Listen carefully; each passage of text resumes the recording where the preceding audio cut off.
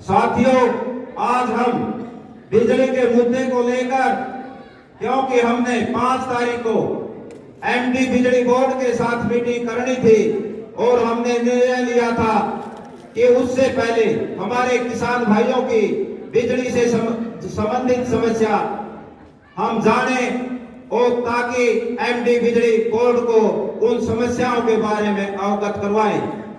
इसीलिए हमारा मेन मकसद बिजली बोर्ड की समस्याओं का था, लेकिन जैसे व्यवस्था परिवर्तन की भी बात होती है और आंदोलन को और राजनीति को रणनीति के तहत हराया जा सकता है, इसलिए बहुत सारी रणनीतियां भी बनानी होती है। इसके तहत भी हमने हमारी ये मीटिंग का भी उद्देश्य था। हमारा दूसरा उद्देश्य मीटिंग का, यहाँ पर 2 बड़े लीडर हैं, दोषी चौटाला और विजेंद्र सिंह, जो घोड़े भाड़े किसानों से अपने वोट लेकर इस बीजेपी की गोद में बैठे हुए हैं। मैं उनको कहना चाहूंगा कि आपकी जमीन खिसक चुकी है। उन्होंने अपनी जुबान पर ताला लगा रखा है। ये हमारा मीटिंग का ये भी उद्देश्य था कि उनको उनकी औकात दिखाई जाए ताकि वो किसानों के पक्ष में बोलने का काम करें। और साथियों, इस मीटिंग के माध्यम से हमने सरकार को चेतावनी भी दी है और कुछ हम प्रस्ताव भी पास करने चाहते हैं, जो कि हमारे यहाँ पर सुझाव दिए गए थे। इसमें नंबर 1 प्रस्ताव है, मैं ये कहना चाहूंगा कि अगर सभी साथी इन प्रस्तावों से सहमत हो तो हाथ उठाकर इनका समर्थन करें।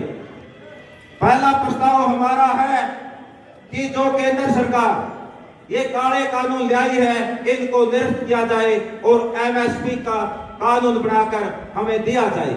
अगर इस प्रस्ताव से सहमत हो तो हाथ उठा दो। तो दूसरा प्रस्ताव साथियों, कि किसानों के जो बिजली से संबंधित समस्याएं हैं उन सभी का निदान किया जाए, क्योंकि हमारे पास आज बहुत सारी लिखित में भी आई है और पहले भी हमारे किसान भाई इन समस्याओं को हमारे को अवगत करवा चुके थे, ताकि कल हम एमडी के साथ इन समस्याओं पर चर्चा करें। इसलिए इस पर भी आपकी मोहर है तो हाथ उठाकर समर्थन करो। तीसरा प्रस्ताव है कि जो आने वाले पंचायत चुनाव या नगर पालिका का चुनाव है, उसके अंदर हम बीजेपी या जेजेपी के समर्थित उम्मीदवारों का पूर्ण रूप से विरोध करेंगे। अगर इस बात से भी सहमत हो तो हाथ उठाओ। चौथा प्रस्ताव, जो सरकार क्षतिपूर्ति कानून विधानसभा में पास करवाया है उसको निरस्त करवाया जाए। अगर इससे सहमत हो तो हाथ उठा दो। तो इसी प्रकार 5वां प्रस्ताव, जो चारों लेबर कोड मजदूरों के खिलाफ बनाए गए हैं उनको निरस्त किया जाए। हाथ उठाकर शांति जताओ भाई साहब। तो इसके अलावा 6ठा प्रस्ताव, जो किसान भाई या मजदूर भाई इस किसान आंदोलन के अंदर अपनी शहादत दे चुके हैं, उनको सरकार की तरफ से 50 लाख रुपए आर्थिक मदद दी जाए और एक स्थायी रोजगार दिया जाए। अगर इससे सहमत हो तो हाथ उठा दो। तो 7वां प्रस्ताव है, किसान और मजदूर के सभी कर्जे सभी प्रकार के माफ किए जाए। तो इसी प्रकार 8वां प्रस्ताव युवाओं के लिए है कि युवाओं के लिए सरकार रोजगार का प्रबंध करे। अगर सहमत हो तो हाथ उठाओ। तो 9वां प्रस्ताव, आज किसान आंदोलन महिलाओं की आवाज बनी है। तो साथियों, महिलाओं से संबंधित सभी उत्पीड़नों का सरकार संज्ञा ज्ञान ले ताकि महिलाएं समाज में सुरक्षित रह सके।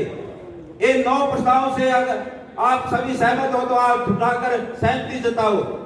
मैं सरकार को चेताना चाहता हूं कि आज हमने इस मीटिंग के माध्यम से, इस महापंचायत के माध्यम से इन 9 प्रस्तावों पर मोहर लगाई है। इसलिए सरकार ने इन 9 प्रस्तावों के प्रति अपना ध्यान देना चाहिए। और मैं ज्यादा बातें ना कहते हुए, क्योंकि समय बहुत हो चुका है, एक बात कहना चाहूंगा कि खून से लिखा इतिहास शाही से मिटने नहीं देंगे।